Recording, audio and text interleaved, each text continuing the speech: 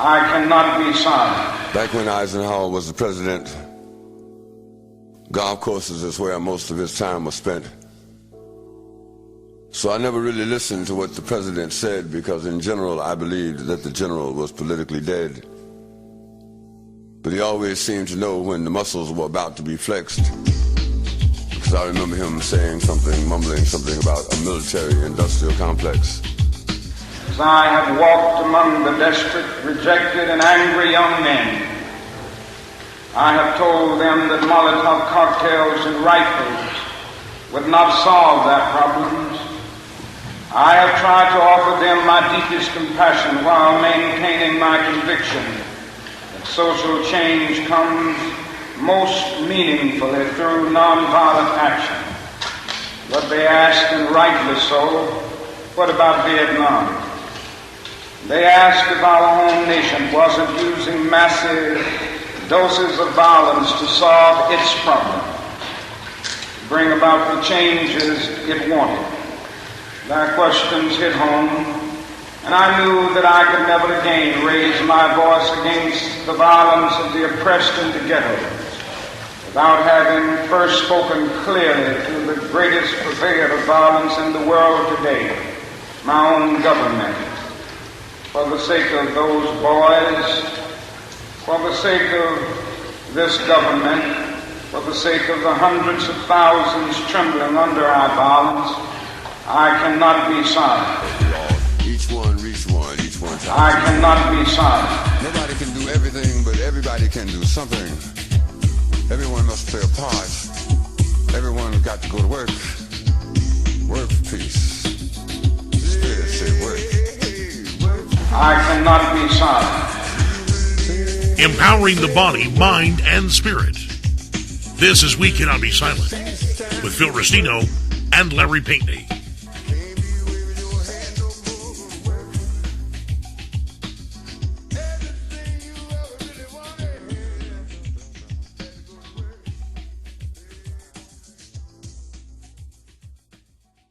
Well, hello, everybody. Welcome to the August edition of We Cannot Be Silent with Phil Restino and Larry Pinkney.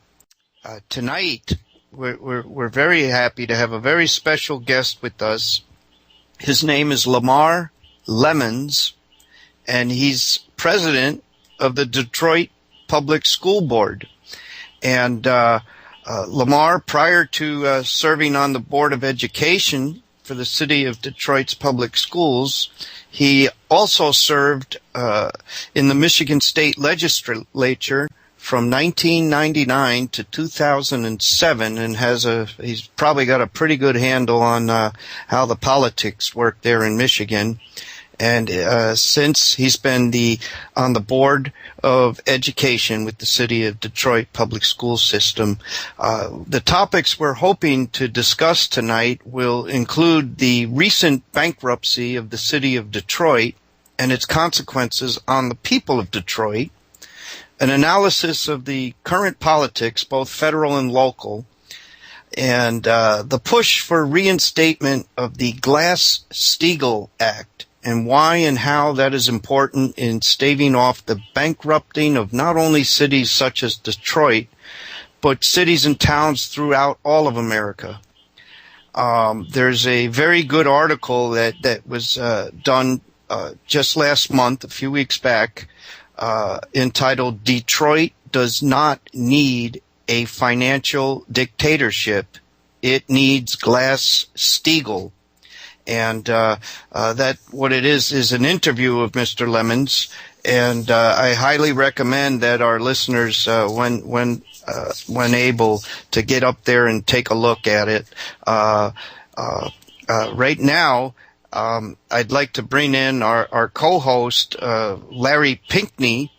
And Larry, as many of you know, is a very active person. Been for many years in the struggle for peace and justice, and he's an author, an activist, a columnist, an editorial board member for two publications, The Black Commentator, where he puts out a weekly column entitled Keeping It Real with Larry Pinkney. And he also puts out a weekly column on Intrepid Report. And that's intrepidreport.com, blackcommentator.com. And all of Larry's work has been wonderfully archived and constantly updated at the website Black Activist Writers Guild. And there's a link to that at blackactivistwg.org. And right now, I know Larry's on the other end. He's been busy putting out new articles and causing trouble on other radio shows, causing good trouble, shaking people up. We've got to wake up. We've got to wake up and get active. So what I'd like to do right now is turn it over to Larry, let him say hello and tell us what's new with him, and we'll take it from there. Larry? Well, thanks again to you, Phil, and most definitely I want to thank our listening audience. We love having you join us, and we love joining with you. I'm not going to take up very much time. You basically covered everything, Phil. I'd like to just jump right in with our illustrious guest, Lamar Lemmons. Let me spell Mr. Lemmons' name. It's the first name, Lamar, Lamar. The last name, Lemmons. It's Lemmons, Lamar Lemmons. And Phil, you've already given that background information. We are looking forward to a very, very informative show this evening. So right back at you, Phil. Well, thank you, Larry. And if I'm not mistaken, you might have had a chance to talk with Mr. Lemmons at some point before the show. Were you able to get through? Yeah, we spoke briefly this morning. Certainly did. Great. Oh, let me also say very quickly that I want to give kudos to Dave Corso, who's got to be one of the hardest working folks that I know, because without him and his incredible work, we wouldn't be doing this show. So, Dave, thank you very much. Back at you. Thank you, and I'd like to echo that, Dave Corso.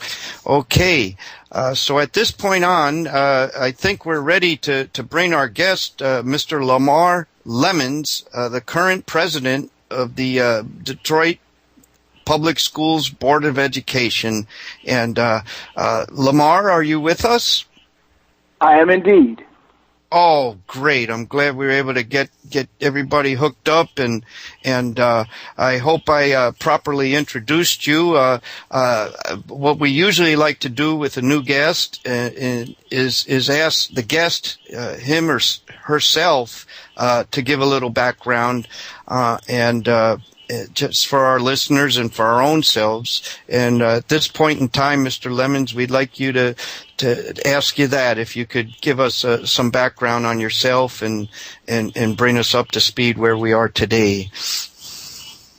Certainly. Well, first of all, I am a native Detroiter, a lifelong Detroiter, a husband, father, grandfather here in the city of Detroit, community activist. My wife's a Detroit public school teacher. I run a corporation called I'm incorporated with a company called LimCorp, which does consulting. But primarily, I've been politically active. As you mentioned earlier, I am a former state legislator, and currently I am the president of the Detroit Board of Education. Oh, wonderful. And Detroit has certainly seen its share of difficulties in recent years, and we were hoping to have you on the program. A lot of people, if you haven't heard yet, the city of Detroit went bankrupt, officially went bankrupt. And we were hoping to get a guest like Mr. Lemmons on to tell us what exactly does that mean, and how did Detroit get there, and perhaps we can get to some ideas for fixing it. I did notice the title of that article: Detroit does not need a financial dictatorship; it needs Glass-Steagall. So that sounds like the solutions end of it, but we're hoping you can give us a little background first on the bankruptcy, what exactly that entails, and how Detroit got there, and then we'll go from there, if you don't mind. Certainly, Thank you. Certainly. Well, first of all, it's not one single issue. It's actually the perfect storm that collided here on the city of Detroit. As you know, the deindustrialization of America, and Detroit was once the capital of of industrialization here in the United States. It is the arsenal of democracy from World War II. It is the auto capital, or once was the auto capital of the world. With the shipping the jobs overseas and abroad, whether it be Mexico and first, and then to Asia later, the jobs here in the city of Detroit, good-paying jobs for that could sustain middle-class families, were all depleted. You add to that, compounded, was the state's lack of commitment to an urban agenda and tying the city's hands from doing the things that would make it solvent. But most importantly, and the final domino was when the Bill Clinton signed into the repeal of Glass-Steagall in 1999, which allowed for commercial and investment banking to be merged, and the wall was removed, and therefore not only destabilizing Detroit, but destabilizing all municipalities and anybody with municipal bonds, which were prior to that considered rock solid. Municipal bonds, because they were guaranteed by both the taxpayer and by the physical structures that they were used to do. But by commingling those operations with speculators, you allowed a vulnerability in the market that was theretofore unheard of, and it's not just Detroit; it's around the country. So these and of course it culminated here in Detroit with those three things. Those would be the three basic things: the state's antagonistic relationship with the city of Detroit, the deindustrialization of America, where Detroit was probably the industrial capital of America, and of course the repeal of Glass-Steagall, which allowed for commercial and investment banking and speculators to commingle the funds and take risk with tax dollars and pension funds. Yes, and boy, are we paying the piper now with that Glass-Steagall Act, and I encourage people to, if you don't know what it was, or after having it explained by Mr. Lemmons, to please look into it further. The Glass-Steagall Act was a protection from the investment banks merging together with the commercial banks, if I'm not mistaken, and what they've been able to do is take the financial security of the cities, the pension funds, state governments, everything, and gamble with it like at a casino with free drinks, right? It's crazy, and so many people are suffering because of it. So let me say this. Mm-hmm. Let me say this on Glass-Steagall. Let me say this. What Franklin Delano Roosevelt did as one of his last official acts in his first 100 days in 1933 was to get the Glass-Steagall Act passed.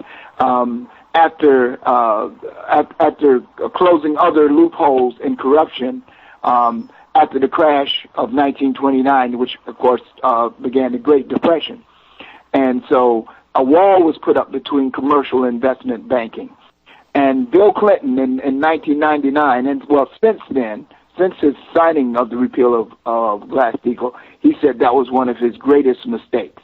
So you should know that Bill Clinton, and who was really under a Republican pressure to move to the center right, and decided, and some of the other bad decisions he made, when like taking away bilateral trade and et cetera, has really hurt has set the world economy on teetering, on the brink of collapse.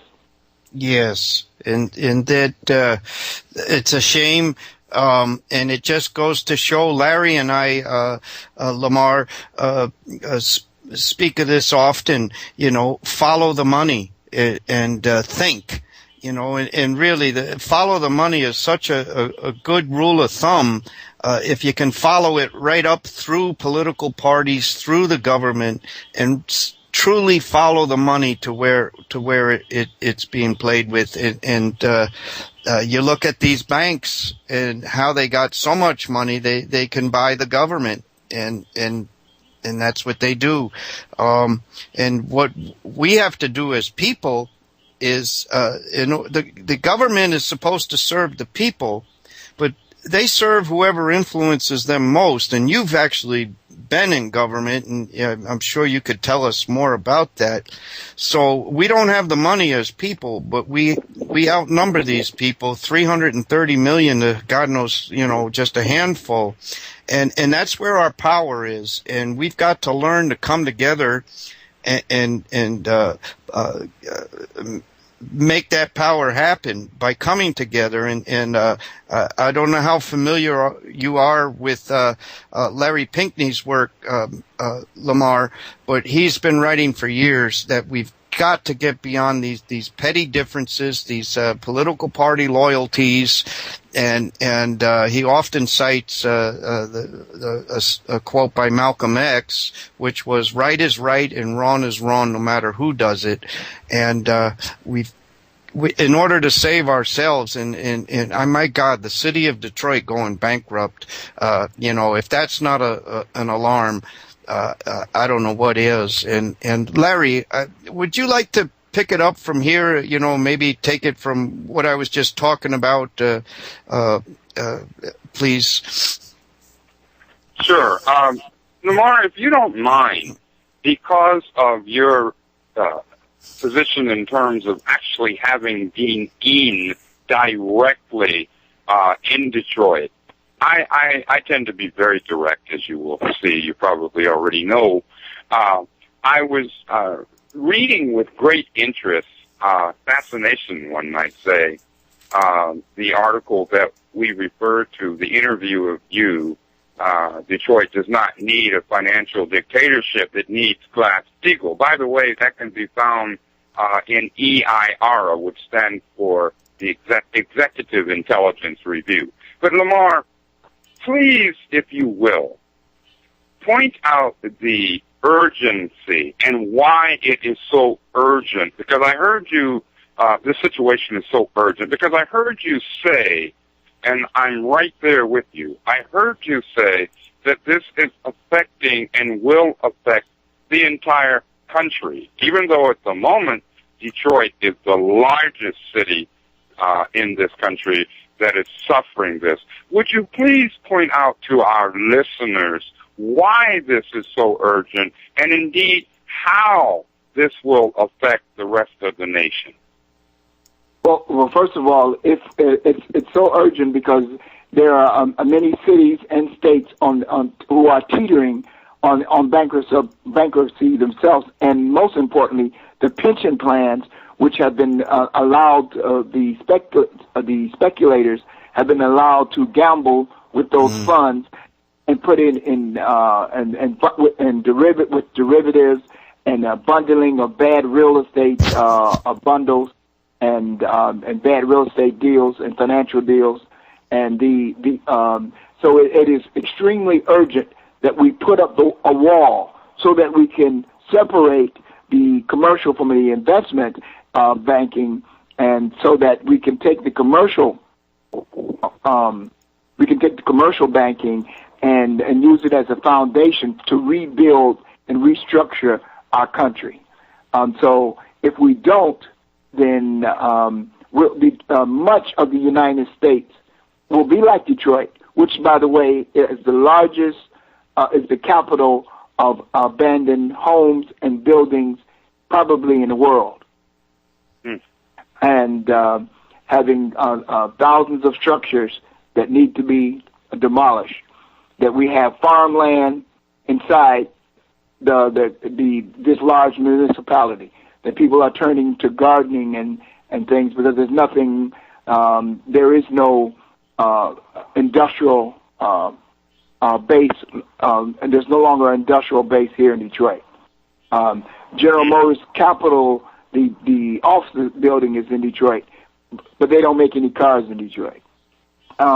Chrysler has one or two factories here in Detroit, and that's it. The city has plummeted from a 1.9 million population back in the 1950s down to 700,000 now. The misery index is at an all-time high, with about 50% of the Detroiters being unemployed. The real statistic is 50% of Detroiters are unemployed or underemployed. The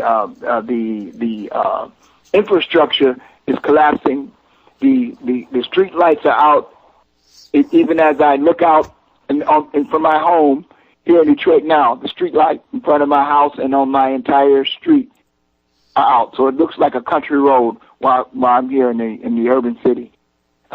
Because you have high crime, because the state has also cut off general assistance. So mothers who have children who are only allowed to stay on 4 years, but then there's no jobs for those mothers. And so when they have children, or they have teenage children, particularly teenage boys, they begin to run amok and to and to find and get into a negative culture, and some of the negative elements of gangster rap and gangster and hip hop culture, some of the negative elements of that, and so we have constantly. We also the carjacking capital.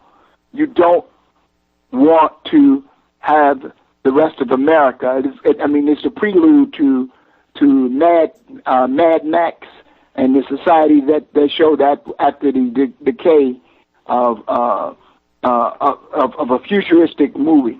We're on the prelude to that. What the state did, and let me say this: what the state did was take over the city, but they continued the taxes. So we also have taxation without representation, because they imposed the dictator, and he imposed the bankruptcy. In other words, in the normal course of events, the mayor and the legislative body, the city council, would come up with a bankruptcy plan if they were to go into Chapter 9, as other smaller municipalities have done. But here, the state imposed the dictator, and he imposed the bankruptcy. So when they suspended democracy, so democracy has been suspended here. My vote doesn't.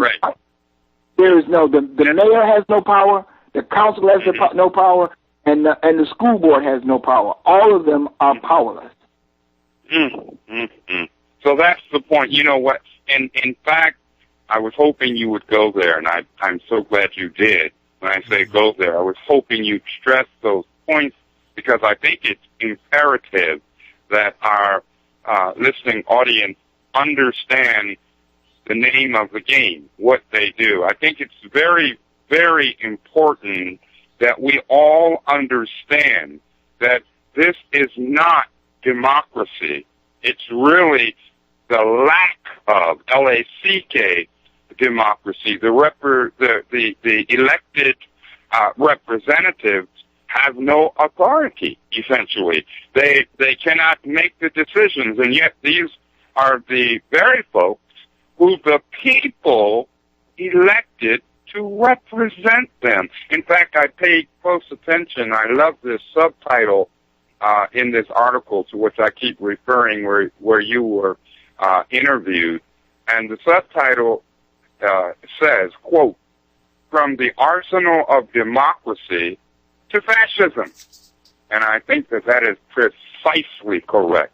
But let me ask you yet another thing, if you will. And I want to express to you how thrilled we are to have you on. Because, you know, you are right there at ground zero, okay, and have been there for essentially all your life. You know, you're a Detroiter. And what we're seeing in Detroit is, as you said, it is a prelude as to what is happening throughout this nation. Let me ask you, if you will be so kind, brother, to delineate and elaborate on precisely how, for example, I'm going to be very, very specific. What about the police department, the fire department, other municipal employees?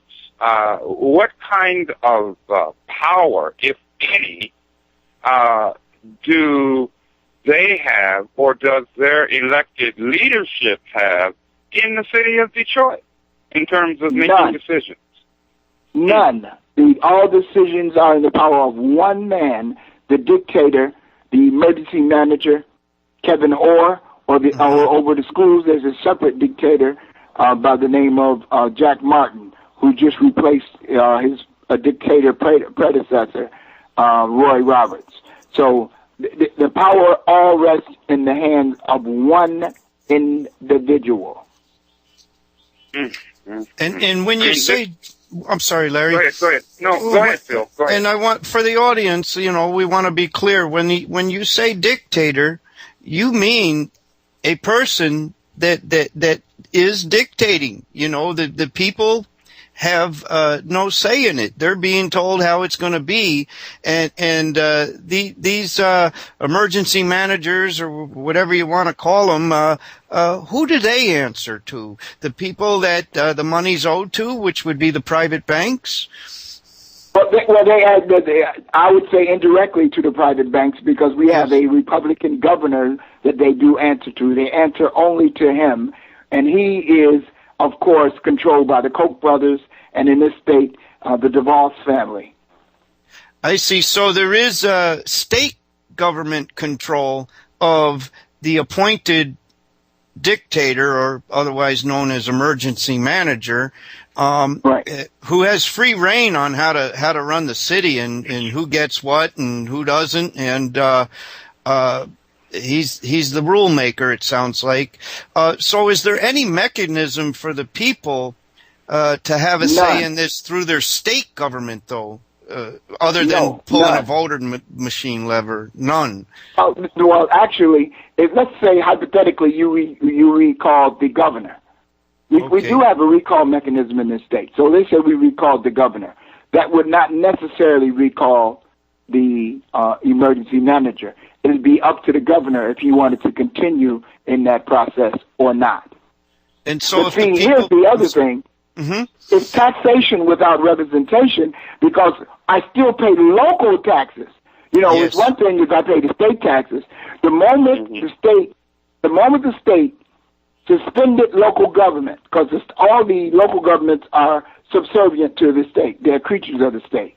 It's a dictatorship, yes. But when they suspended the local government, they were supposed to suspend the local taxes. But I still have to pay to a government that does not exist. I'm in essence paying tribute to the emergency manager. All hail the emergency manager. And I had to pay my taxes, which, by the way, are the highest in the state. My God. Well, this needs to be, and we're so glad to have you on, Mr. Lemmons, because this is happening, and the people, all of us, I'm getting an education here, need to understand how this is happening. And what, if anything, we can do about it. I mean, there's the simple common sense, which I wish more people in America would try to employ.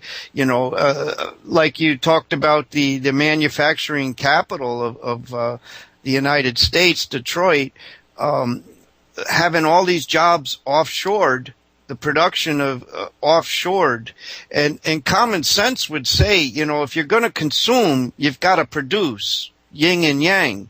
And man, exactly. we've the consuming is still there, and when you don't have a paycheck with disposable income, they send you a free Visa card, and you just owe the bank. Pay later. Buy now, pay later, and man, have we gotten into a big mess here. And I think this is a little bit off topic, but I've mentioned this to Larry before in our personal conversations. There are solutions, and as far as this big issue of America not making anything anymore, not producing anything, I'd like to direct our audience to please take a little time and look into the matter of industrial hemp. And a great documentary for that is Hemp and the Rule of Law. And every product that is made from petrochemicals, automobiles, auto parts. Henry Ford made an entire automobile in 1941 out of the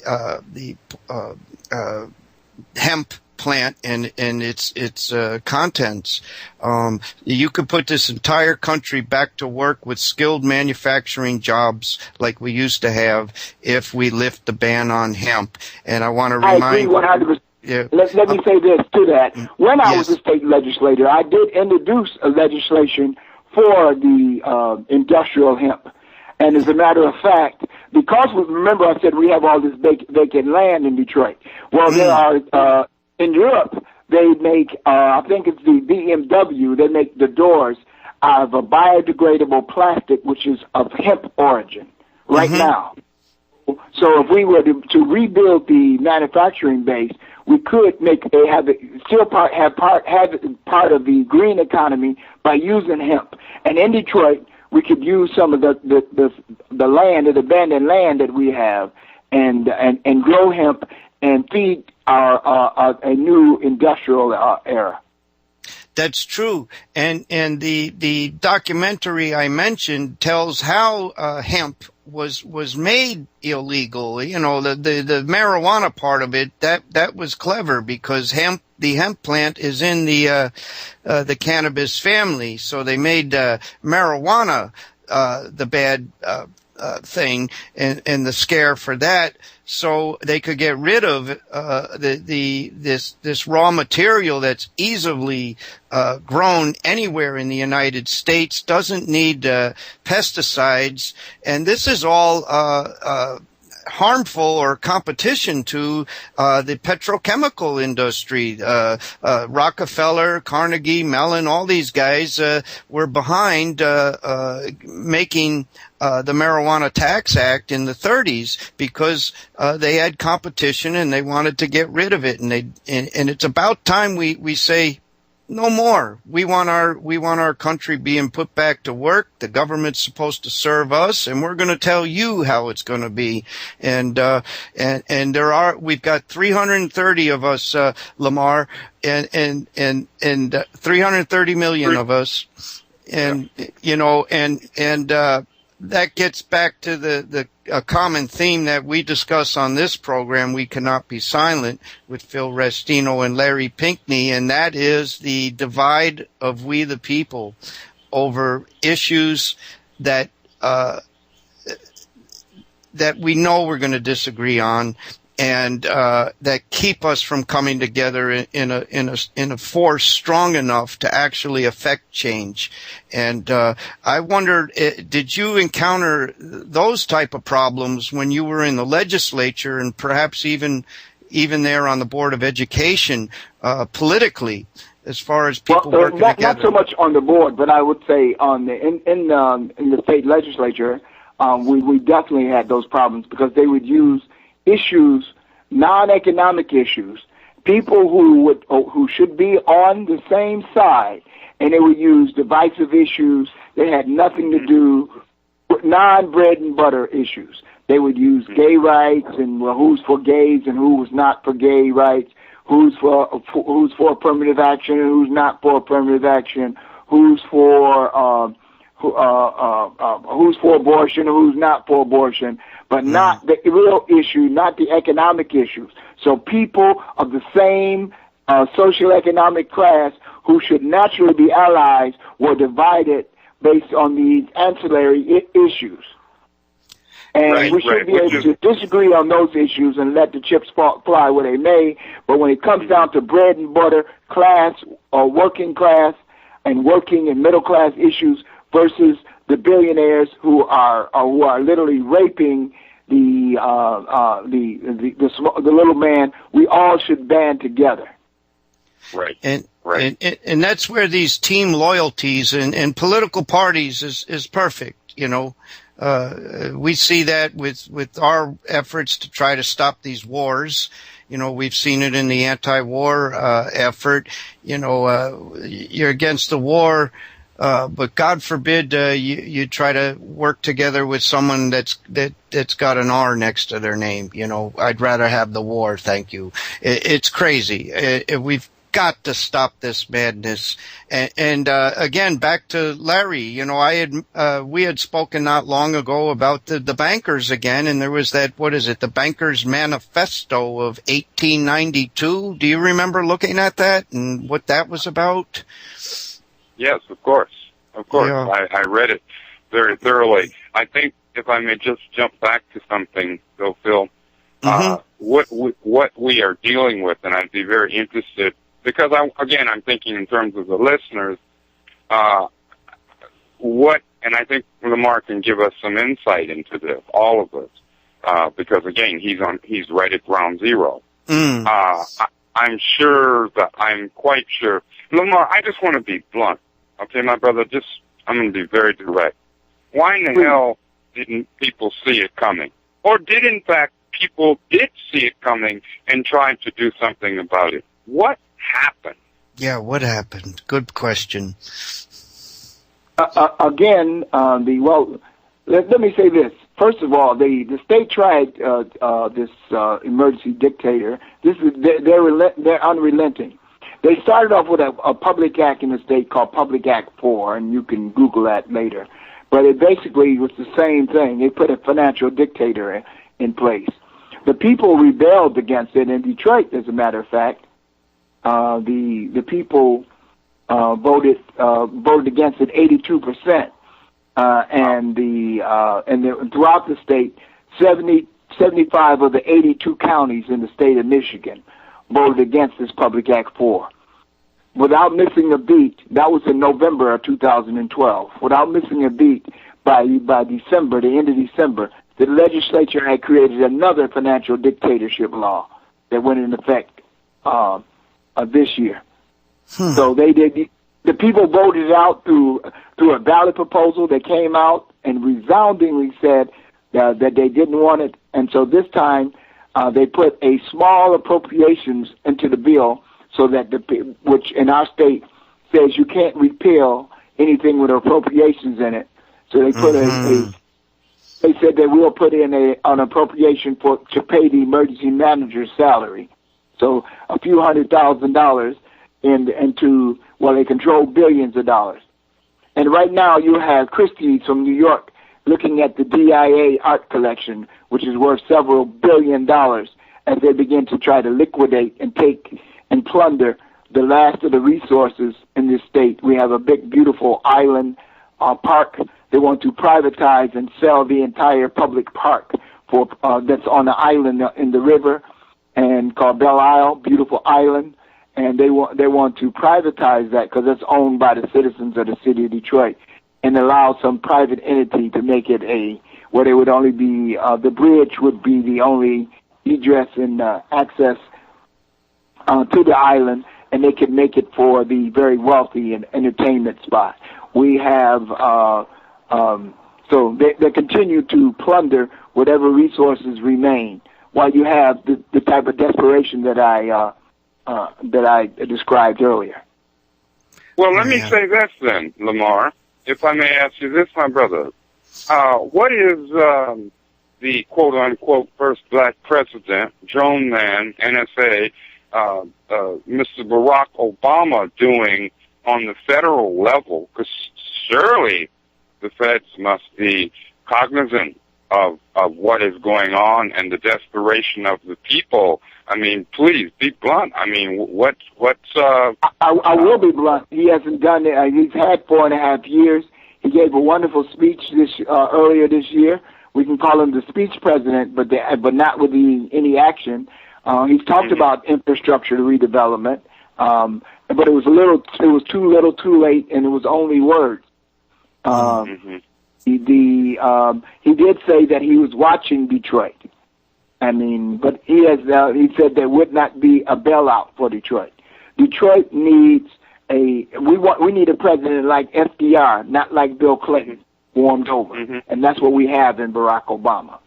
We don't have we don't have the work. We have all these youth that are unemployed, that are being undereducated. They're being undereducated because they're putting these the cheapest teachers they can find, which are teachers called Teach for America, and they send these young students, young college graduates who have these astronomical education bills, student loans, and they can repay them if they do 2 years and Teach for America. They're not professional teachers. And then they crowd 40, 60 children into these classrooms. Many of them wig out and quit, just can't take it. But the kids are not being educated. They're not being prepared. They're not getting skills to compete in this world. And the president has been silent on that. And their only answer for the Republicans is to privatize with charter education, which has been proven to be the exact worst education that has been offered. But that's the privatization of public education. So that's what's happening.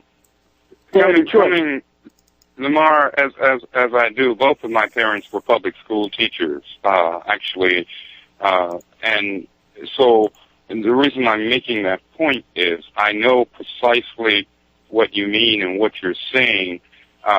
This whole approach about Teach for America is like putting a Band-Aid on a cancer patient and saying, now the cancer will go away. That is insane. It is absurd, and it seems very clear and obvious to me, and I think to an increasing amount of people, that this is intentional, and that's what I find to be so repugnant, if you will, about the blatant fascistic, because that's what it is, it's fascism, this blatant economic fascism, which also turns into really destroying the lives of I always use the expression everyday ordinary people, and that's what I find so incredibly repugnant, the fact that it is intentional. I listened closely to what you said, Lamar, that the people, I think you said something like 82% voted down. They said no. But these gangsters came back and did it anyway, simply by putting an appropriations aspect or component in that legislation. So once again, crushed the will of the people. And I think that's what I really, I think it's important, my brother, for our listenership to understand that, because I see that happening throughout the country, whether it's local, state, or federal politics. It's happening throughout the country. And I think that Detroit, in this instance, Detroit, since it is the largest city to have suffered this thus far, I quickly add thus far, we have got to draw the line in the sand with Detroit. We must, when I say we, I'm talking about everyday ordinary black, white, brown, red, and yellow people, everyday folk. We've got to understand that we are all Detroit. And if it's left up to the Obamatron and his gang or for that matter, the Republicans. It doesn't matter. It's the same plantation. I call them Republicrats. Then we're going to lose. So I'm very, again, I cannot overemphasize to our listenership how incredibly important this is, because when I say this, I'm talking about not only the situation itself, but how the situation was deliberately underscored, brought about, deliberately. And now the blood-sucking, the corporate blood-sucking that's going on as a result of this outrage. So I want to shut up. Let me, Phil, I'll go to you or Lamar. Well, getting back to the piece of the article that Larry mentioned before, Arsenal of Democracy, from the Arsenal of Democracy to Fascism. And when you mentioned the Art Institute there in Detroit, how that's being put up now for sale to whatever private entity has the money to buy it, probably for pennies on the dollar, this wonderful art, I thought back to those photographs of the Nazis in Germany who would invade other cities and steal their art. Their history, and boy, that's the vision I had. Go ahead, Mr. Lemmons. That's exactly right. The history and the culture. Even Randolph Hearst donated his collection of knights in shining armor. He had one of the largest collections in the world. He donated to the city of Detroit. They're coming to pillage that. We have Monets and Rembrandts and Van Goghs, all the art that was donated to the city of Detroit over the years, from the 1920s and 30s all the way on to present day, and all of this could be auctioned off. Now, it's not going to happen without a fight, but I'm letting you know, Christie's has already came in and is appraising the value. And that's plundering and pillaging the assets of the city of Detroit, the people's property. And exactly. And now with the school system, what's happening with Detroit Public Schools, the solution that there's the emergency manager and the people that have taken over is supposedly increasing these charter schools, which are privately run, and for the most part, what they're doing is using the public dollars for private profit and gain. And when you talk about privatization, is that not in a nutshell what that means? What it is, they're privatizing the resources, and they even have the audacity to take some of these charters are in taxpayer-owned facilities, and they lease these properties for $1 because the emergency manager had. And so I'm paying my tax dollars. I'm paying millage dollars for a school building for a private entity to come in, and this private entity in many cases are not residents. In most cases, almost in all cases, are not residents of the city of Detroit. So all the money doesn't even circulate here. It goes out, and it causes overcrowding in the regular public schools, and the conditions and the quality of education in those charter schools have been subpar as a collective. Well, it sounds like this is in a lot of ways like a military conquest. Very much.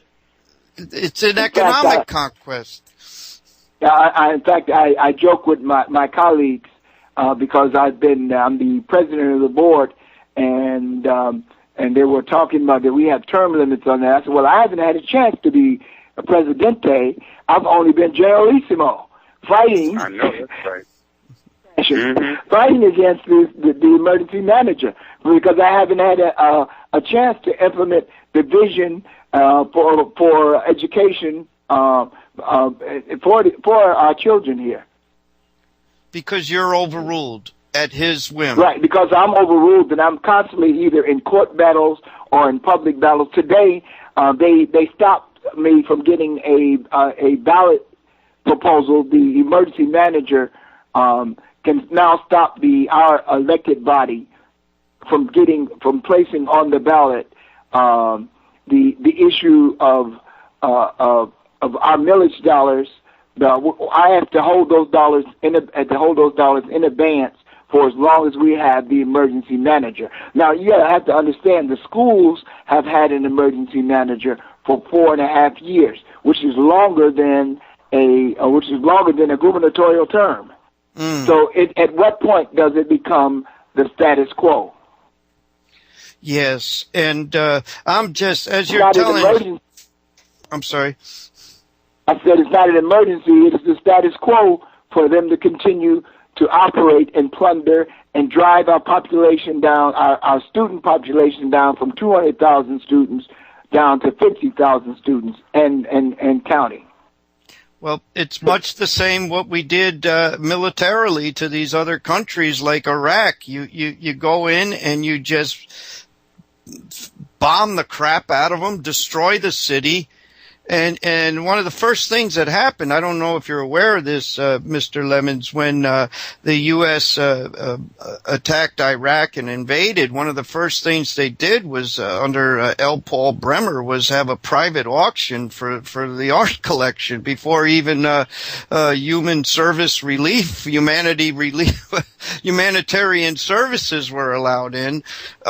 We got to follow the money, and I think a big hang up here is the people putting too much emphasis on the politics and the politicians. If you follow the money, right now money is winning out on these politicians, and I believe this Republican Democrat thing is just a game to keep us stuck. And if you go back to that bankers manifesto of 1892, it's when the Bankers Association, private bankers in America, leaked the document for their annual meetings, describing how they were going to tell the Democratic Party to take these issues in this position, and then tell the Republican Party to push another issue, so as to get the people arguing with each other and stalemated, and the bankers made out like bandits. What they do is they're raping and pillaging this country and the world, but we're here in this country and we need to act locally first. We've got to get past this Democrat Republican crap and focus on an issue at a time and join together with that. Now, you've had experience where you joined up with the people from the LaRouche campaign, who have been pushing hard for Glass-Steagall and pointing out this problem. Cities are going bankrupt, the country's going to hell economically, and they've been doing a very useful service in describing why and how, and the solution, re-implementing the Glass-Steagall Act. Now, what kind of experience did you encounter when you hooked up with the LaRouche people to try to save your own city, first of all, Detroit, and bring a remedy to this problem? Hey, first of all, let me deal with the hemp. Yes, I did introduce the legislation. Unfortunately, as a bill, it died for a lack of motion. The House didn't take it up, and they tabled it even when I got a discharge motion. It was signed to a committee. The committee would not take up the issue, so I went to the House floor, had it discharged, and then they were able to table it and let it die for a lack of activity. But the bill is still recorded if you go up into the year, I think, 2006.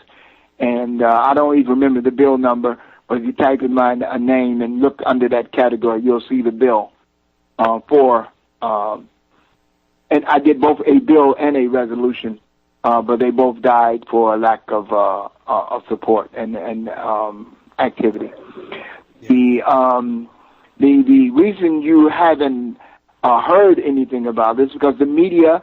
There is one media person who has done it, national media, and that's Rachael Maddow. If you go to her and you Google in Michigan and Detroit, you'll see a series of stories that she did about the emergency manager, the dictators, the whole process, how the state governor and Republican governor and state legislature, Republican legislature, it was done strictly on party lines, by the way. Reinstated the emergency manager law.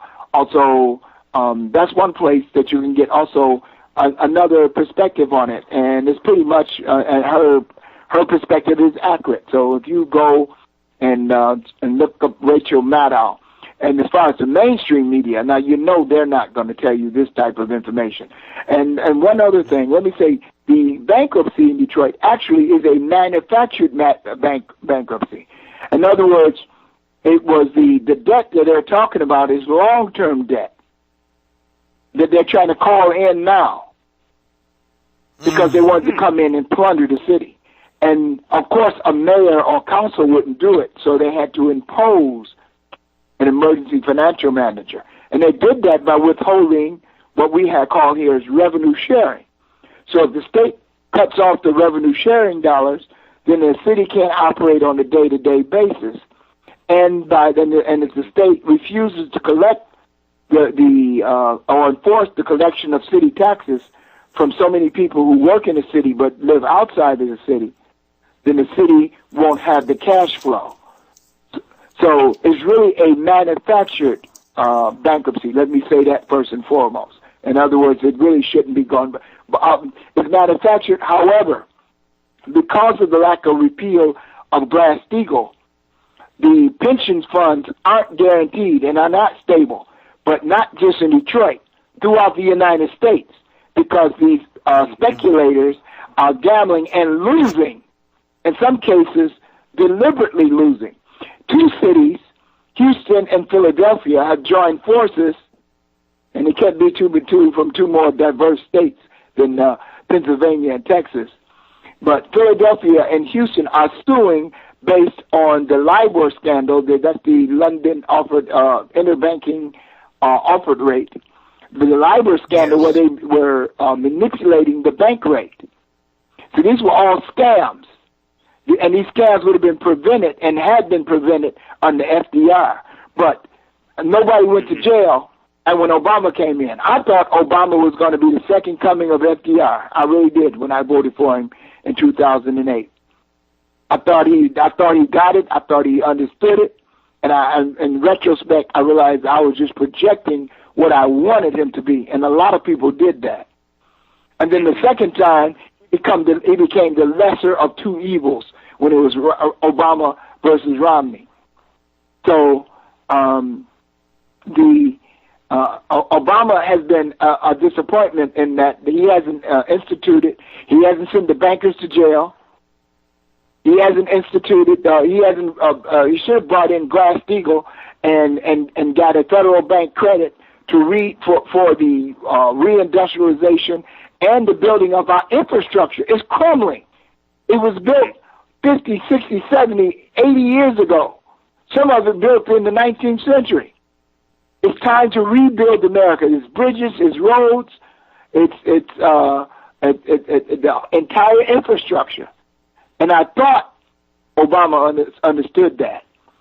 And the other thing is that the Glass-Steagall would put up the wall from commercial and speculative banking, because in the investment banks, they are allowed to gamble with your money, and that's all right if you choose to gamble in that. But taxpayer dollars and infrastructure dollars have to be separated by that wall. Absolutely, absolutely. And if I may say this, Lamar, I wrote an article in 2008 entitled "An Obama Presidency, More of the Same, Only Worse." That's the name of the article. You can Google it, it will come up. The point that I'm simply trying to make is that I think Obama did know. He did get it. I mean, you said that you thought he got it. Yeah, I think Obama did get it. I don't think there's any doubt about that. But the problem, of course, is that was never Obama's intention. I remember well watching speeches that the man gave where he referred specifically to rebuilding infrastructure in this nation. Of course, he has not done that. In fact, he's done just the opposite. Detroit, and this is what I also hope our listeners will please hone in on, Detroit is the prelude. It's the tip of the iceberg, and the country is the Titanic. And we really have to understand really what we're dealing with, the viciousness of it, the insidiousness, if you will, of it.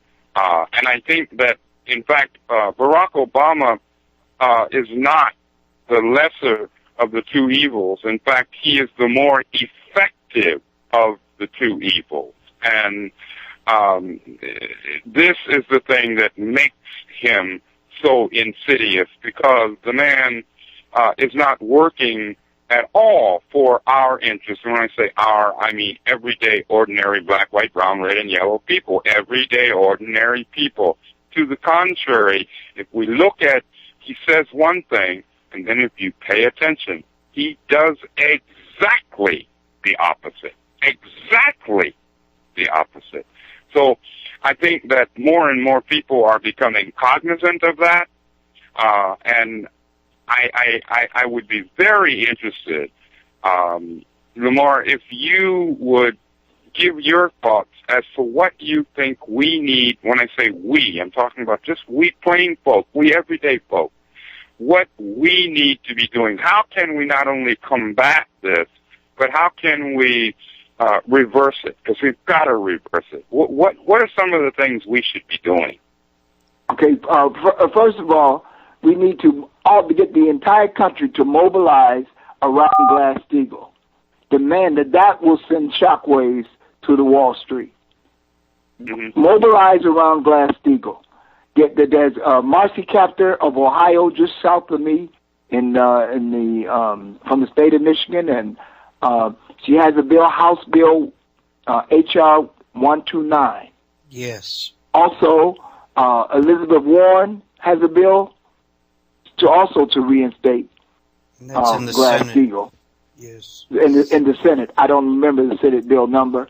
And Tom Harkin, outgoing Senator Tom Harkin, right, has a Senate companion bill or mirror bill to Marcy Kaptur's bill. Get behind that legislation. Get behind. See, they use the money that the Wall Street uses to buy off the politician. Mostly is used to get them reelected. So they spend this money on fancy commercials and radio, and they play psychological games to try to influence you and trick you into voting for them, even when they don't have your interest. But if you come up with your own agenda, if the people have their agenda and demand from the politicians that this is what I want, you either going to. We can take a page out of what's his name with his tax pledge. It escapes me right now. He makes all the Republicans sign this no tax. Yes. We need to do that. We need to come up with our agenda and demand that they and that's something. And you don't need money if you organize the votes. If you organize the votes in every congressional district, and it's doable. It's doable if you've got 10 people times 435 throughout the country. There's 10 people in every congressional district organizing and informing people. Because there's only 435 congressional districts. Mm-hmm. You have 10 people in each of those congressional districts demanding that we implement Glass-Steagall. And then later on demanding that we implement full employment, infrastructure development. If we did that, if you had 10 full-time workers to do that, to just go out and inform people the truth, have town halls, local town halls, and then invite the congressmen and tell them, this is our agenda. This is what we want. This is what we demand. We don't care what the commercials say. We don't care we don't care how many commercials, about how many pieces of literature you send to my house, how many times you call my phone. We're going out to the people and we're demanding this 1, 2, 3, these issues, and you better do it, or you're out of here. So that would change America. And remember, you only have to be successful a little over half the time.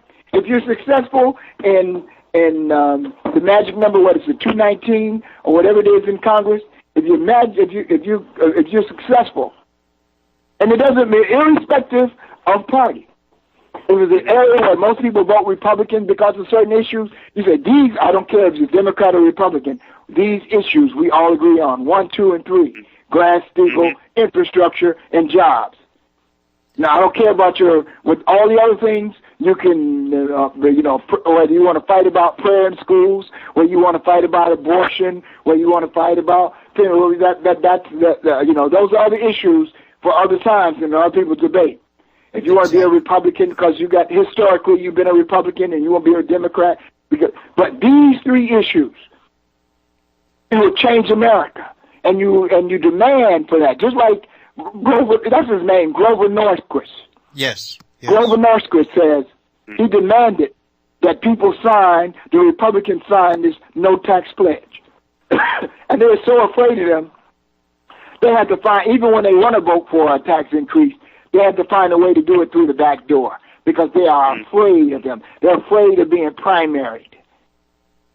They're afraid of the money that's going to be put behind their candidate. But, money is only as good as you allow it to influence you. We need to educate our fellows. And you mentioned the Rachael Maddow series on this. Could you repeat, if you remember, the specific name of the series she did on Detroit in this story, Lamar? I don't remember, but if you just do Michigan... Yes. And Michigan House and Detroit. Okay. It'll come up. Go to her website. Okay, and that's Rachael Maddow, and these days with the internet, I'm sure you can get some videos there, YouTubes, and start passing. We have to be the media ourselves, and that goes back to earlier when you were talking about the media. The media is not a help. The media is a problem. And the media is part of the corporate establishment, and they run in the corporate agenda. You got it. So in order to deal with that, we're not gonna outspend them. So what we have to do is create our own media, and that's what we've been doing, and be the media ourselves. Even wearing a T-shirt or a button or a bumper sticker is a way of being the media. Get these Rachael Maddow YouTubes on what's happening up there in Detroit and Michigan, and pass it on to your folks and say, hey, take a look at this. This is, this is coming to our neighborhood too. And as far as getting together with our fellows in our own community, there's this party division, this conservative liberal, Occupy Tea Party, Democrat, Republican is so deep and has always employed, most of the time voluntarily now, to defeat any kind of effort that a nonpartisan effort would be successful. And that's something Larry and I have been looking at and trying to emphasize in the nearly 2 years we've been on the air, year and a half. Have you had any experiences, Lamar, on the ground in the community where you've tried to bring people together and you've tried to bring the so-called left together with the so-called right around an issue like this, and what problems, if any, have you encountered, and what successes have you seen in that regards? Let me say this. In general, there is the chasm that you talk about. But even when I was a legislator, because I have a civil libertarian perspective, I was able to hook up with a libertarian Tea Party guy for medical marijuana in our state, which we had. Now, this was the same guy who had orchestrated the anti-affirmative action legislation in the state. Many of my colleagues would not even talk to him, but that, to me, is issue by issue. Even you mentioned earlier about, and we probably should talk about it now, about my alliance with LaRouche. There are many things I disagree with LaRouche, but when someone is right, they're right, and they were right on this issue. They're right on Glass-Steagall. And they're trying to do something about it. I'm sorry for interrupting.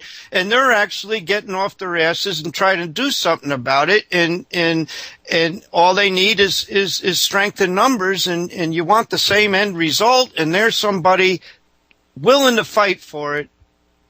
And you're recognizing that. As a matter of fact, I went to Washington, D.C. with them, and I lobbied Congress.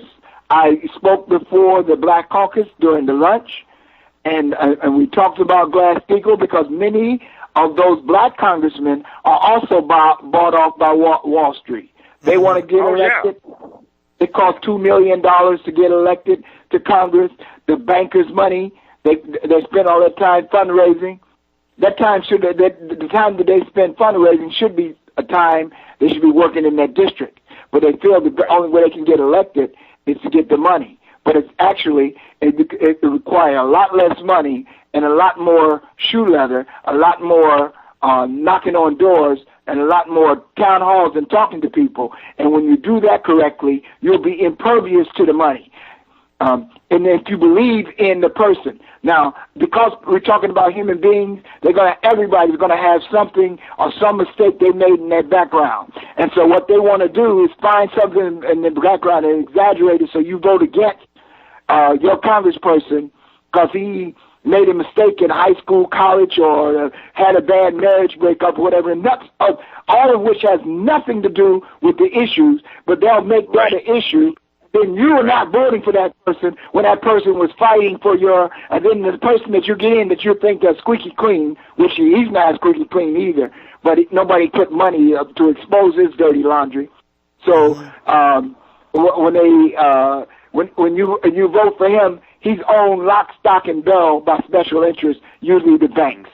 And that's how it's working. But we have to organize and say, we don't care about any of the issues. Here are our issues. Are you going to fight for it? Are you going to vote for it? And then we do a congressional district. There are only 435 in the entire United States. 435 congressional districts. Some of the districts are already leaning that way, so you can spend less effort. Some of the districts where you need to spend time educating and say, look, this is what we want. We want to stop the banks running, even the Tea Partiers. I was able to get, when we defeated the emergency manager law last November, I organized with Tea Party people. Sure, I don't see eye to eye on most things, but they didn't want an expansion of government, and they certainly didn't want a government dictator. So the Tea Partiers and me as a progressive liberal got together to fight and defeat that. So what did the Republicans do? The status quo Republicans do? They came back and they brought another bill and made it impervious to the petition referendum process. Mm-hmm. Yes. Mm-hmm. Which is exactly what the Democrats, wait a minute, Phil, this is exactly what the Democrats did with Occupy. And by the way, Phil, I meant to tell you, I heard from the young man in Oregon. I meant to tell you this, sorry. Yeah, I heard from him a couple of days ago. What we're talking about, Lamar, is there's a group in Oregon of Tea Party and Occupy people who said, you know what, screw all this nonsense. We need to come together in our interest, okay, the interest of ordinary, everyday people. We're going to have differences. Of course we're going to have differences, but we have some fundamental interests that we've got to fight for. And what I hear you saying, frankly, Lamar, and I like it, what I hear you saying is it's not about outspending, it's about out-organizing. Exactly. And I think that's what we need to be doing. And that was a great example. We should share a little more of that with Lamar and our audience. In December of 2011, and again, you mentioned the appropriations bill. This is how they often get a lot of this crap passed in a bill that otherwise wouldn't pass on its own. Every year the defense funding bill comes up. It's called the National Defense Authorization Act, and they slipped in this provision for indefinite detention of Americans on American soil. 1021. Correct. Provision 1021. Yeah, correct. And they put it in an Appropriations Act, and they know it'll get through because any congressman that votes against it, even for something like that where they should be voting against it if they're upholding their oath to the Constitution, the powers that be that want the bill passed will accuse that congressman of not supporting the troops by giving them the equipment they need. You know, how dare you? You're un-American, and you know there's so many things wrong. But what we saw was that provision got passed. Occupy movement had just begun in the fall, and it had a lot of hope to it, you know, the fall of 2011. And the Tea Parties were around, and the Patriot groups.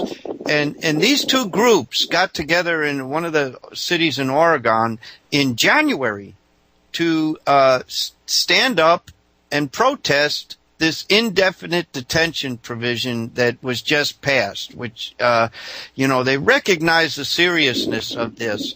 But even then, it was a struggle. It took leadership from each group to come together and broker a coming together of each group where they stood shoulder to shoulder.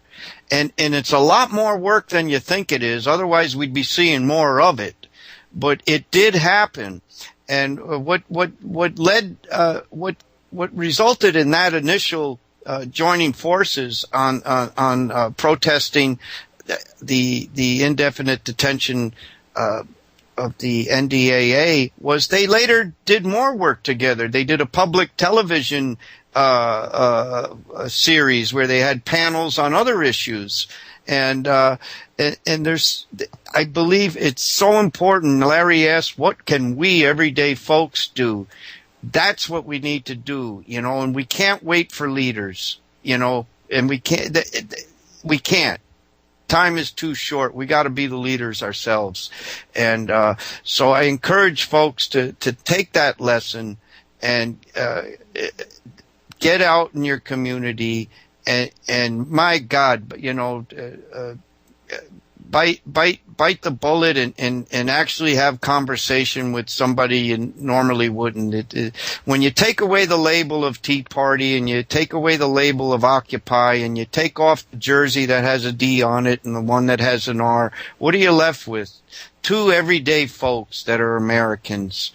But I want you to know that I have enormous respect for the principled position that you're taking on behalf of everyday people. The principled position. We don't have leaders. We have misleaders. We need to really redefine the narrative all across the board.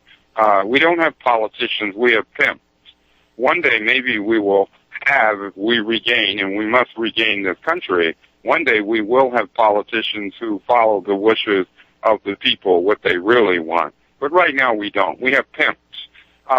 Lamar, my background, you know a bit of it. Perhaps you don't know that I I'm a veteran of the Black Panther Party, and there are, I'm talking about the original Black Panther Party, not these so-called new Black Panthers.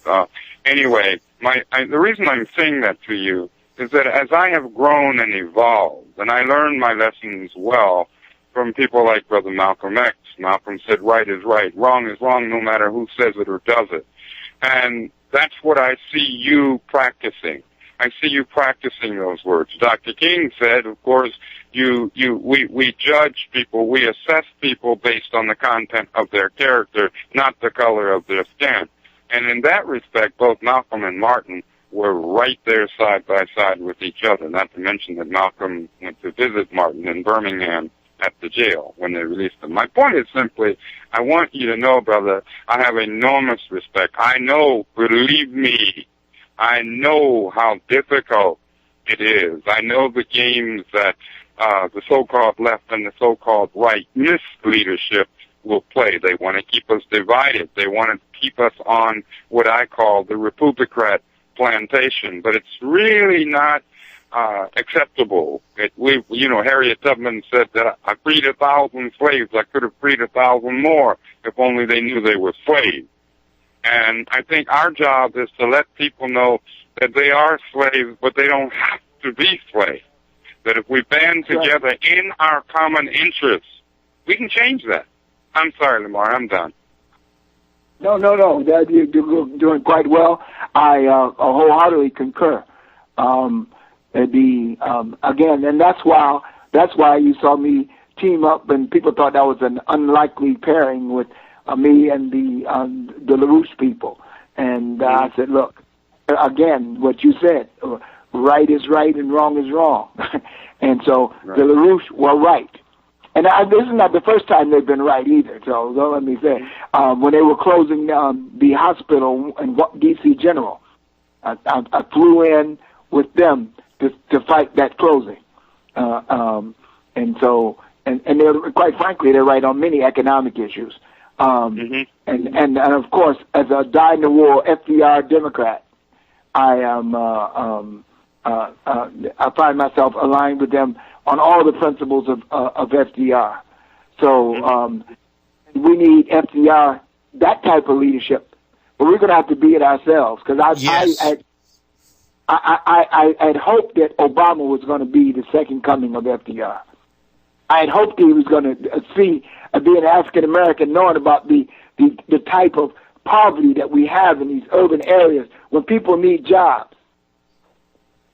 And all the work, we've got a lot of work. We've got a decaying infrastructure. You can't farm out. You can't send that overseas. And so let's put these kids to work. Let's put these young people to work with a wage that can sustain a family, with pensions that they can live into their old age, with schools and education where children can get quality skills to be productive citizens and taxpayers and true patriots. I love it. You see, because I think it's very important that we do precisely what we're doing right now, and that's present alternatives. Let people know that as dastardly as this picture looks, we can change the picture from the frame, because we are the frame. You know, and, that's right. And so the Chinese has a symbol. The same symbol for crisis is the one for opportunity. So we are in a crisis, the opportunity to improve and to change and develop, and to throw out these Wall Street fat cats. That's the opportunity. That's right. The opportunity to throw them out, empower the people. Exactly. And that's why I'm up at 7:30 at night. Yes, on a Monday night. Going out to get it extra early in the morning. 7:30 at night, because there was an Arab Spring where they put out information, because the mainstream media would only tell them one thing. But when they began to send things, to text things, to send things through the social media and show the truth, they had an uprising. We need to have the same uprising here in America. We need to demand, and it was a peaceful uprising, with the exception of the military coming in now over in Egypt. But it'll always start as a peaceful uprising. And King showed us, and 50 years later, showed us how we can challenge the status quo peacefully. And that doesn't mean there won't be some violence, but we don't have to be the purveyors of violence. Right, or the perpetrators. The bottom line is that, you know, as we believed in the original Black Panther Party, Lamar, we said one of our slogans was all power to the people. Black people, right. White people, brown people, red people, yellow people, all power to the people. Those are the principles which I still strongly believe in today. Irrespective, of course there are going to be things that I'm going to disagree with and people are going to disagree with me on, because of if I agree with somebody 100% of the time, or they agree with me 100% of the time about everything, somebody's lying. And we don't want liars, and we don't want robots. We want critically and of course, thinking. Go ahead, brother. And of course, if we're honest, because there's things change or people grow, we don't agree 100% with ourselves. If you think about, I had this position this day, this year, but now I've grown, or the circumstances have changed, and so we had to change. So you have to be able to adopt too. So, and people grow, change, and understanding, your understanding changes. So you don't have 100% agreement with yourself. If you really look at it, people laugh when I say that. I actually do say that. I say I don't agree with myself all the time. Why? All I'm saying is that I evolved. Brother Malcolm evolved. Brother Martin evolved. Harriet Tubman evolved. But to me, what you just said, Lamar, is the definition of what we humans are. That's right. The definition of what we are. That's what we should be, instead of stagnant slaves on a psychological plantation where we are controlled and used against each other, effectively divided and controlled. But like you also said, you know, this corporate stream media, we need to stop banking and relying on we shouldn't be relying or banking on the corporate stream media anyway. We need to be our own media. And you gave a good example when you talked about the 400 and some districts. Get 10 people in every district to get out there, and I'm talking about throughout the country, in every district, get out there, educate the people, organize, agitate, organize, educate. And that's why I like that expression, and I use that expression. We don't have to outspend. We've got to out-organize. And right. if I could, I'd like to add an important addendum to that, Larry. You guys both mentioned framing earlier. As you're out there in those 435 districts trying to organize, be on the lookout. Be able to recognize the situation being framed into a partisan issue. And that's what we've got to be on the lookout for and defend against and say no to. Because the rulers have used this all along, the divide and conquer approach, and it's so easy with the teams, Democrat, Republican, conservative, liberal, Fox News, MSNBC, one or the other, and it will most certainly go into play almost immediately, so we have to be able to recognize that it's not if we can come together, we must come together now, no ifs, ands, or buts. We have to. We're too far gone. If we're going to save ourselves, man, we've got to put this other crap aside. And an addendum to that, or one more comment on that, is working together with somebody who you disagree with on other issues. But if you're coming together, and on this issue, let's say, fighting this dictatorship and whatever's going on, whatever your issue is in your neighborhood or whatever, that does not mean you have to be friends with these people, or you have to concede on the other issues that you disagree on. That's right. You don't have to. I disagree. Doesn't mean that. Exactly. I disagree with many times. Well, as I said, I organize with this Tea Partier, a libertarian Tea Partier, and who had just fought, and actually he was successful in repealing the affirmative action. But we came together on another issue because, and the drug issue and this war on drugs has been a war on my community. So he was a libertarian on that issue, and he believed that people should have the right to make their choice. And I did not. I'm a person who was not necessarily pro-marijuana, but I'm against the way they were criminalizing so many of black youth and giving them records and making them unemployable. That we came together for total different motives. And so it's the same. You know, we come together issue by issue. And right now, the issue that can help turn this country around is Glass-Steagall. Put it back. Separate that structure. If you want to go into investment banking and you want speculators and you want to do play the market and that's fine, but not with the commercial banking, which has to be set up for building a sound infrastructure to establish a sound foundation for pensions and tax base, and can be tax base supported so that the pensioners will be guaranteed to be able to have what they were promised, so they can be able to take care of themselves in their old age. And we're talking about the future of this country, Lamar. We're not just talking about the present, but we're talking about the future of our nation. That's right. And see, what's happening is this is right when the baby boomers are beginning to go into retirement and begin to collect what they were not only promised, but what they had contracted for their pensions. If you can break a pension, break that contract through a bankruptcy court, then nothing is sacred. No deal. Right. Because that means there is no security. Can you imagine? You said your wife, your parents were.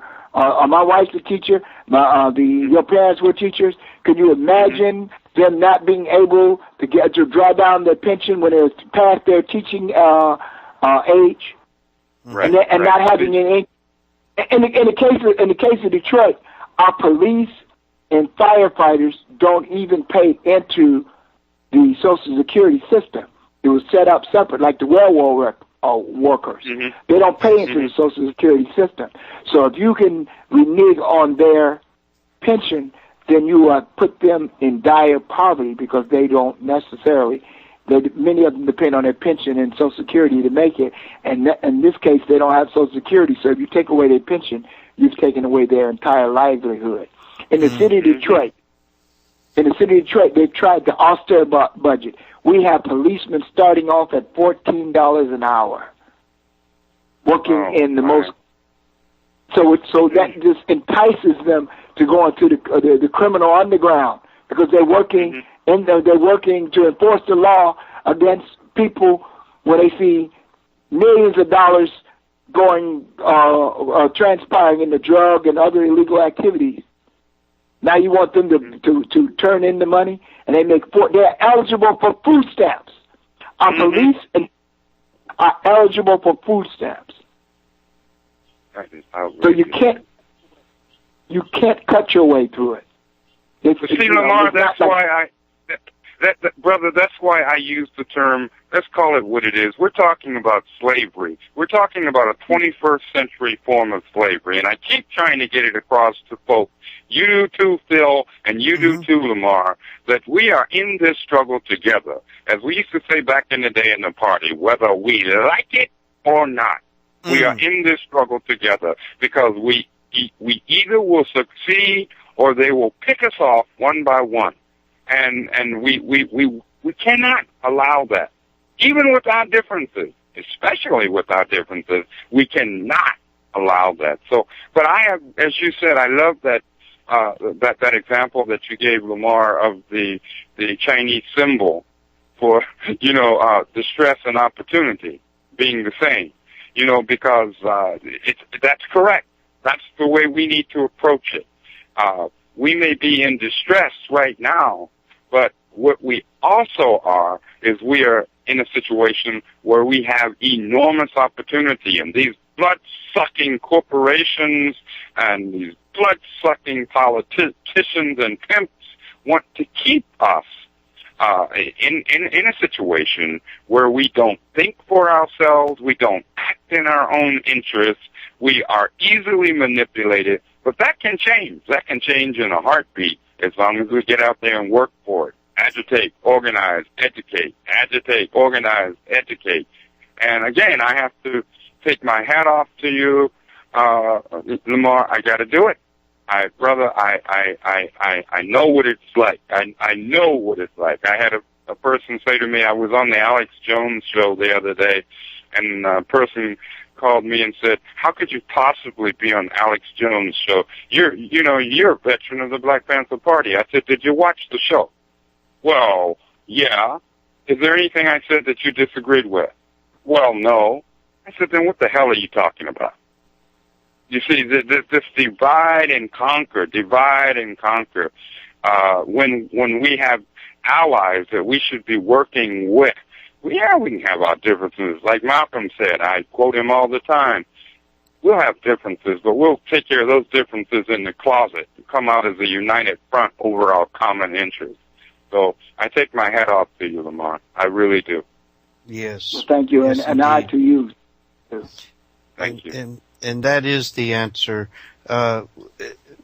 Divided we fall, and united we stand. And we've got to look for the bait, and the tricks of these misleaders. They're there for a reason. And as far as the President of the United States, if this last presidency, that being of Barack Obama, hasn't woken people up, whoever ends up in the seat of the presidency of the United States is there because of the money interests who allow them to be there and put them there. Mm-hmm. And, we mentioned the Congressional Black Caucus earlier and how Mr. Lemmons went down and spoke before them in regards to Glass-Steagall. Something that people don't know, some people don't know, is that in 2008, when we had the crisis, the financial crisis, and they were going to do that first bailout, that was still under the Bush administration. Bush was still in power. John McCain, the Republican, was campaigning. Barack Obama, the Democrat, was out campaigning. And Mr. Lemmons mentioned on the Detroit situation where 82% of the people voted against something. The same thing happened with the bank bailout. You had 9 out of 10 Americans calling into their members of Congress saying, we don't want, this is wrong, we don't want it. And it failed the first time. It actually failed. It did go for a vote and failed, the first banker's bailout. And wouldn't you know, both the Republican McCain and the Democrat Obama came off the campaign trail together and back to Washington and started twisting arms. And Obama got on the phone with the Congressional Black Caucus and twisted arms. And Goldman Sachs, if you look at the funding of the candidates, you'll see that they fund both, follow the money. And they came up for a vote the second time, and they're the Congressional Black Caucus, and many of them changed their votes, along with others. I'm not just singling them out, but I want you to know what happened there. These people, the Democrats, the Republicans, the first black president who's going to be speaking on Martin Luther King Day Wednesday, and I can't even bear to watch it because he's nothing of what that man represented. And but I better not digress.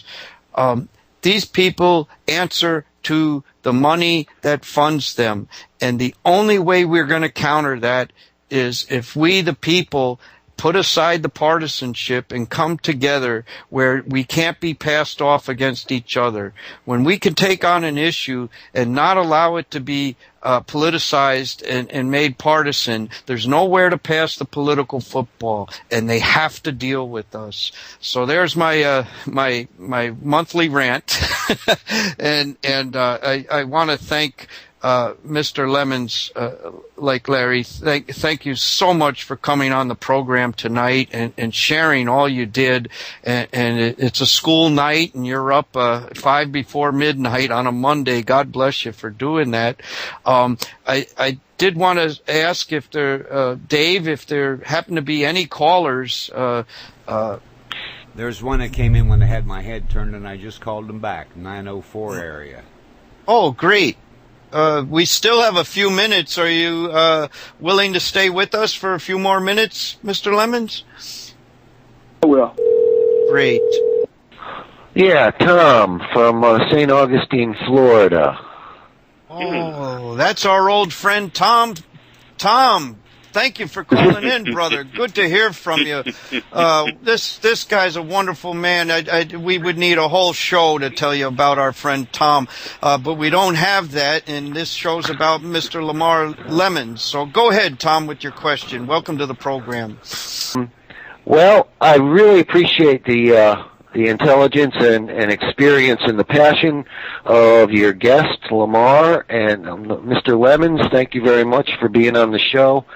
I've been listening closely for the last hour and a half, and I also appreciate your dedication and Larry's dedication to doing this show on a monthly basis, Phil.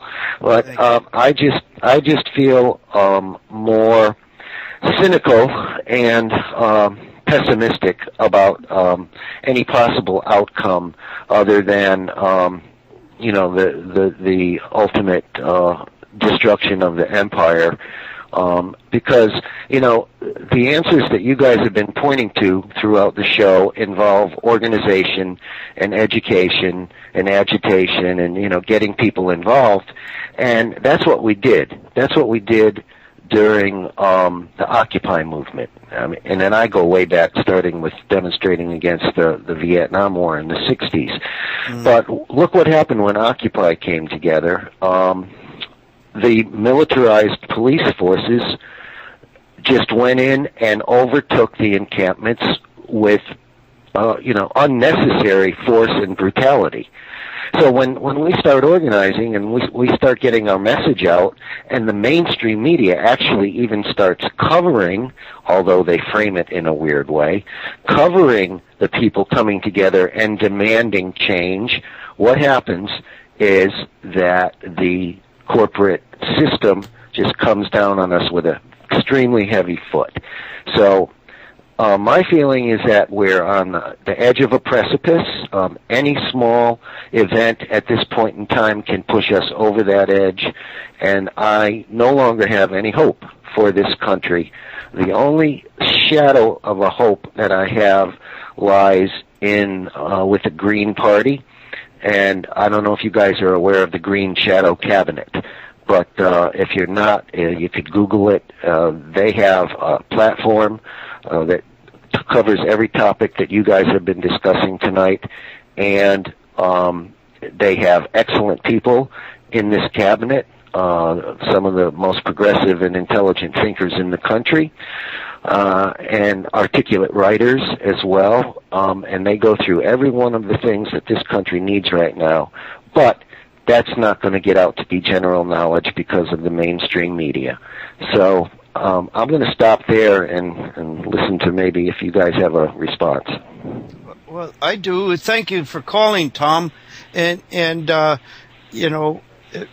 if the Green Party gets all the proper attention and everything, we still have to come together as Americans, belonging to different parties and on different teams and differing sometimes violently on different issues if we're going to be successful. And as far as being squashed by the police state in the Occupy movement, where people were coming together, we have no alternative but to come together. I can't see any alternative. We have to come together and fight back. Frederick Douglass, power concedes nothing without a demand. It never has and it never will. And I'll pass it off to Lamar and Larry for their comments. Okay. Lamar, right, yeah, I concur with you wholeheartedly that we have to come together on those issues that we do agree, and that's where we'll have success. The areas that we don't agree, put them on the back burner. Let's find out the issues, the life-saving, life-sustaining, quality of life issues, employment, security, those things that we all want as human beings and as Americans. Well, do you think that the central bankers and the powers, the forces of greed and the powers that be in the world are actually going to let anything affect their bottom line? Well, the thing is, we've got to educate, and we don't have to worry about them. We have to worry about the police officers.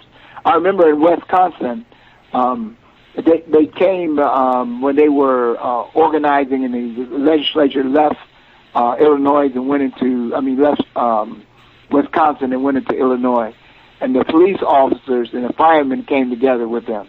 If you don't have somebody who's going to enforce your dictates, then they have nothing. And what color is the collar of a policeman or a fireman? It's a blue collar. They're working. They work by the sweat of their brow. They work.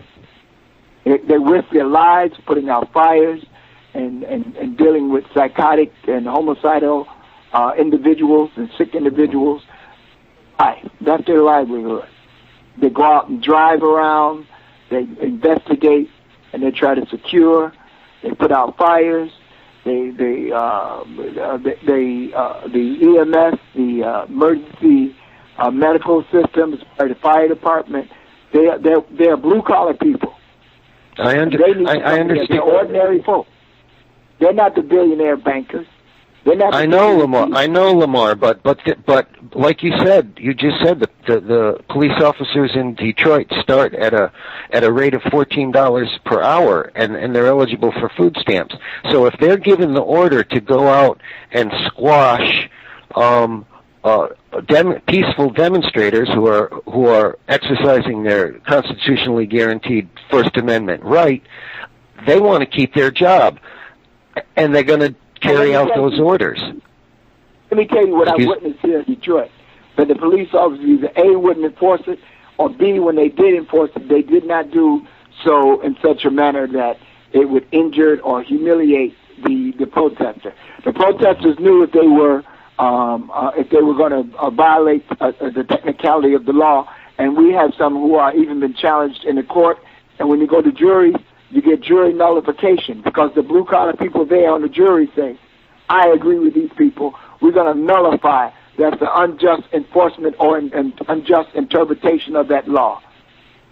They can't do it. They can't do it without keeping us divided. If we're united, then they can't do it. They can't enforce it because they have nobody to enforce it. Well, it sounds like the police in Detroit acted a lot more compassionately and humanely than the police departments in most of the other areas of the country where Occupy was beginning to get a foothold. I mean, Iraq veterans were shot and almost killed for being a part of the Occupy. If they're able to label one group as these crazy, extreme group, hippie, dope-smelling, dope-using, foul-smelling individuals, and not decent Americans, that they're able to get that successful message out. That was the corporate media painting Occupy. And I watched them paint them. But if we educate the police, the blue collar, the police, the fire, the public safety people, if they understand what's really going on, then they won't enforce it. And when they have nobody to enforce it, they've got nada. Well, I happen to think that even if we do get the police to understand that we're all fighting for the same thing, them and us, and that we're all part of the 99%, that then the government will call out the heavy guns. Then the military gets involved. Whose sons and daughters are driving those tanks and planes? At some point, they'll say no. There have been times where people said that people have been getting orders to kill people and say, "No, I'm not going to do that." Mm-hmm. No, that has happened. And if it becomes contagious, then we don't control that. When they don't control the army, when the military says no, when the police says no, when these regular people, and that's all they are who are running us, when they say no, mm-hmm. or more effectively, when they say no, you're the criminal, and those people start fleeing to other countries. Yeah, wouldn't that be wonderful? And imagine they're the ones that are spying on us. I mean, exactly. It's just outrageous. Well, I'm waiting for the day, Mr. Lemmons, when the police and the military say no to immoral orders. But I've been doing this since the '60s, and I haven't seen much of that yet. Well, the day is coming. I cannot be silent. Nobody can do everything, but everybody can do something. Everyone must play a part. Everyone's got to go to work. Work for peace. Spirit say work. I cannot be